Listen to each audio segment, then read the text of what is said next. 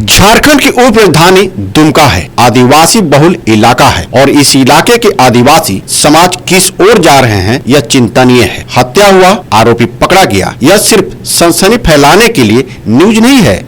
यह गंभीर विषय इस बात का है कि अपने ही अपने को क्यों मौत के घाट उतार रहे हैं। जी हाँ, मामला दुमका जिले के शिकारीपाड़ा थाना से जुड़ा हुआ है, जहां एक सिरफिरे आशिक ने अपने प्रेमिका से मिलने के लिए प्रेमिका के माता पिता को ही मौत के घाट उतार देता है। चीख पुकार सुनकर जब दो बहनें माता पिता को बचाव करने आती है तो आशिक दोनों पर भी चढ़ उतरता है और उसे भी मारने के लेकर दौड़ पड़ता है। लेकिन संयोग अच्छा था कि दोनों बहनें गंभीर होकर घायल हो गई। इस कहानी की शुरुआत फेसबुक के जरिए होती है, जहां शिकारीपाड़ा थाना क्षेत्र के सुंदराफलम गांव के रहने वाली हीरामणि हेम्ब्रम से पाकुड़ जिले के रहने वाले लोकेश मुर्मू से दोस्ती होता है। दोस्ती प्यार में बदलता है, साथ दोनों जीने मरने के कस्में खाते हैं। मुलाकात हुई, लेकिन जब प्रेमिका और उसके घर वाले ने देखा कि प्रेमी लोकेश एक दाएं हाथ से दिव्यांग है तो शादी से इनकार कर दिया। लेकिन प्रेमी लोकेश प्यार में इतना पागल था कि बार बार अपने प्रेमिका से मिलने जाता था, लेकिन घर वालों ने अपने बेटी से मिलने नहीं दिया। यहाँ तक कि प्रेमिका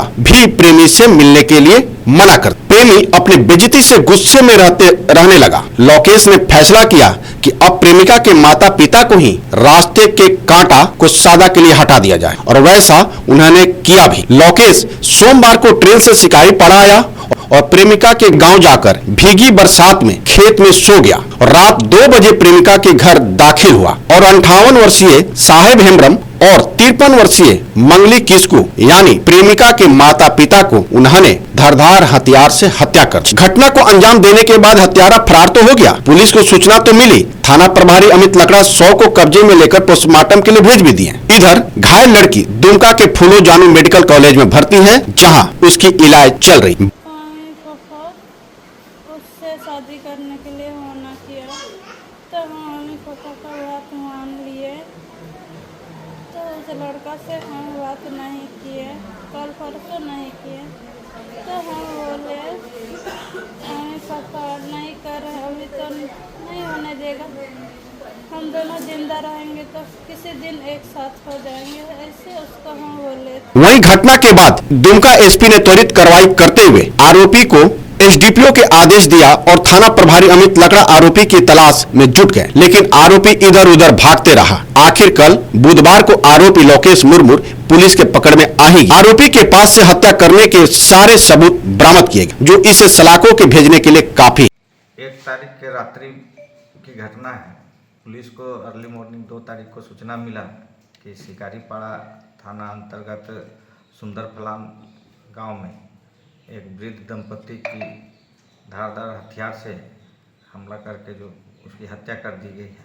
इसका सूचना का सत्यापन में गया तो उसमें पाया कि उसको वहाँ पर वृद्ध दंपति की हत्या की गई है। उसकी 2 बेटी भी घायल अवस्था में है, उनको पुलिस इलाज के लिए भेजी। उन्हीं से पता चला कि जिनकी हत्या हुई है उनकी बड़ी बेटी का एक प्रेमी था जो फेसबुक के माध्यम से उससे दोस्ती हुई थी।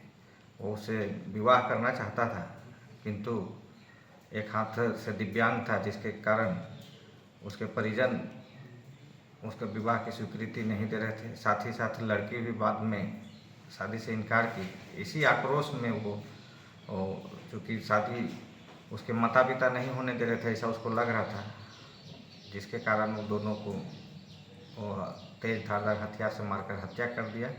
और उसका विरोध करने पर वो दोनों लड़कियों को भी मार के घायल किया। प्रेम कहानी किसी फिल्मी स्टाइल से कम नहीं, क्योंकि लड़का लड़की दोनों पढ़े लिखे हैं। फिलहाल प्रेम कहानी तो समाप्त हो गई, लेकिन आदिवासी समाज में कलयुगी का प्रभाव कहे या मॉडर्न युग का प्रभाव उसके रीति रिवाज को दिशाहीन कर रहा है। लेकिन समाज के ठेकेदार आज कहीं नजर नहीं आ रहे हैं। यह चिंता का विषय है और पुलिस घटना होने के बाद आरोपी को पकड़ तो लेती है, लेकिन घटना न हो इसके लिए प्रयास करना जरूरी नहीं समझती। दुमका से कोलंचे लाइव के लिए विजय तिवारी की रिपोर्ट।